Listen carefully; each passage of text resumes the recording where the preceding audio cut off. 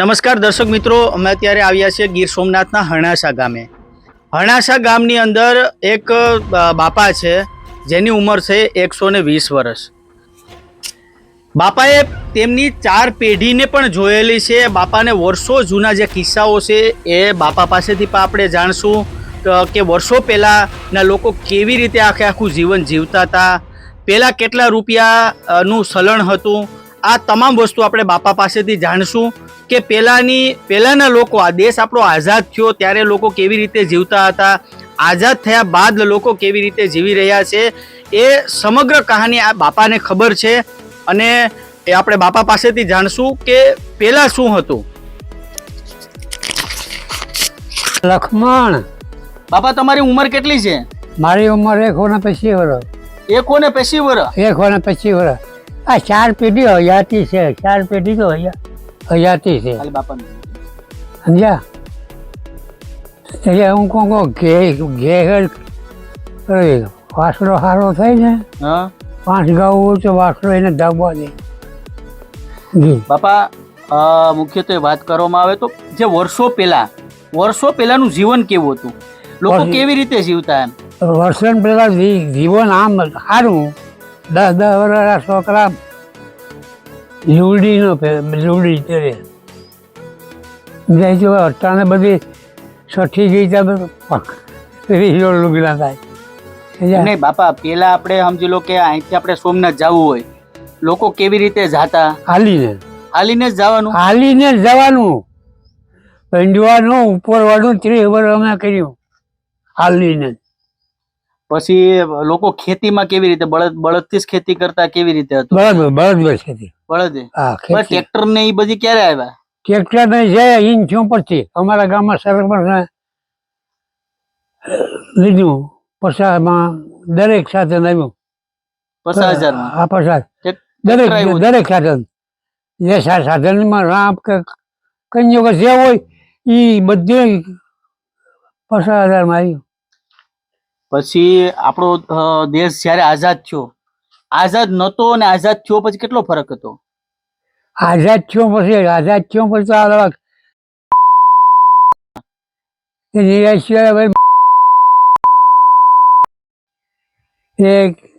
નિરાશી. હા, અમારા ગામમાં આવ્યા એક કળશે પાણી પીવું. અમારા ગામમાં એ આમ ધંધો કરતો, મણનો હવામાન દેવો. એટલે એની પાસે 10-15 ખાંડી દાણો પીડ્યો હોય, મણનો હવામાન દેવો આવ્યો. એટલે તમે જે અનાજ ઉગાડતા અને અનાજ જે ઉગતું આપણા ખેતરમાંથી, બરોબર, એમાંથી કોઈને આપણે દેવું પડતું પેલા? નહીં. તો એ ખરા લાડ્યું ગયું. પછી સરકાર આવીને ઢાળ કરે પછી દે.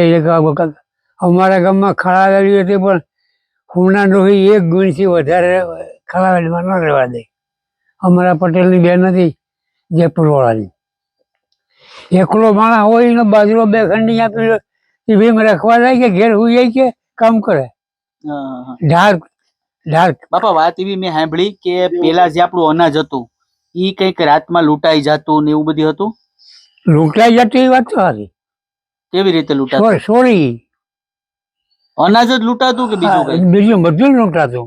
કોણ લૂંટી જતું? એ ઓલા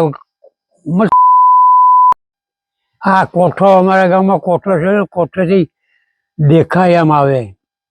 કેવી રીતે આવતા એ લોકો? કેટલા લોકો આવતા? 4, 5, 6 જણા હોય. હું લઈને આવતા? હાલીને તે સાધન ક્યાં હતા બાપા?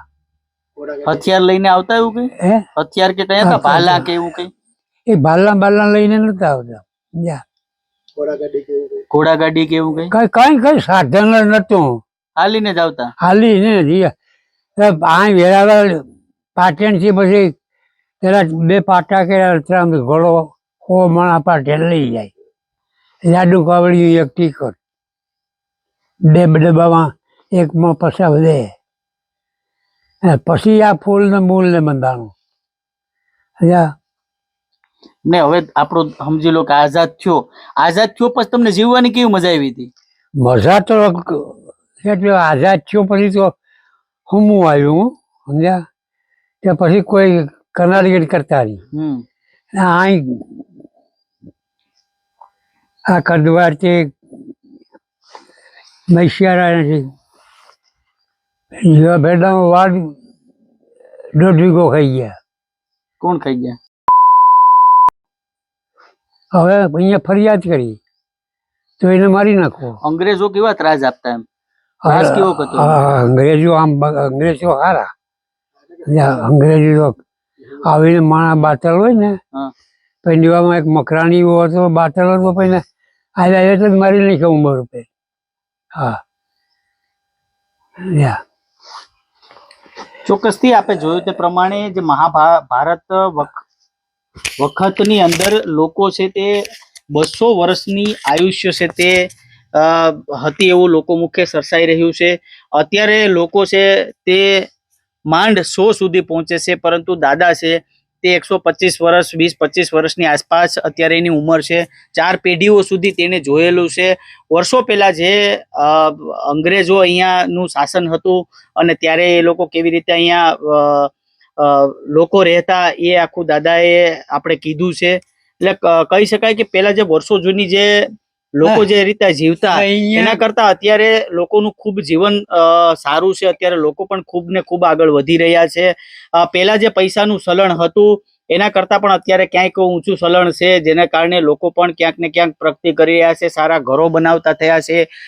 પેલા માર્કેટમાં કારો નથી, બાઇકો નથી, ટ્રેક્ટરો નહોતા, તો પણ લોકો જીવતા હતા, પરંતુ આજે પણ એનાથી ઊંચ ફેસિલિટી છે તે લોકોને મળે છે. બાપાનો પહેલાનો જે ખોરાક છે ને એ સાદો ખોરાક અને સાચો ખોરાક હતો. અત્યારના જમાનામાં અને પહેલાના જમાનામાં જે આ ખોરાક અત્યારના આવી ગયા ને એ દવાના આને તેના કારણે વધારે ઓલું છે. બાકી પહેલાના જે ખોરાક હતા એ સારા હતા એમ. દેશી બાજરા હતા, ડાંગર હતી. એ કે પહેલા ખાવા પીવાનો મારે કઈ વાંધો નતો, સારું હતું. ને હવે ફેર પડી ગયા એમ દવાના ગયા ને બધા એટલે. બરાબર. દાદા કે બીજા પેલા વર્ષો પહેલાની કઈ વાતો કરે છે? હા, પેલાની એમ જૂના જમાનાની બધી વાતો કરે કે પેલા અમારે હાથથી જ બધું કરતું. શરૂઆતમાં તો એ કે હાથી બરધું નતા એટલે કોદારીથી ખોદીને કે અમે ખેતરું તૈયાર કરતા અને રેત ને એવું બધું હતું. એવી પેલા વાતો કરે એમ. દાદા ને 3 ભાઈઓ, એમાં મોટા ભાઈ છે એ ઓફ થઈ ગયા, 2 ભાઈઓ હજી છે. બાપાનો નંબર કેટલામાં આવે? બાપાનો બીજો નંબર. મોટા ભાઈ છે ઓફ થઈ ગયા, આ બીજો નંબર. ઓફ થઈ ગયા એની ઉંમર કેટલી? એની 105 વર્ષની ઉંમરે ઓફ થઈ ગયા હતા. તો એને લગભગ 15 વર્ષ જેવું થઈ ગયું ઓફ થઈ ગયા એને. બાપાની અત્યારે હાલ ઉંમર કેટલી હશે? એ 125 કહે છે પણ 120 વર્ષની આડેગાડે હોય.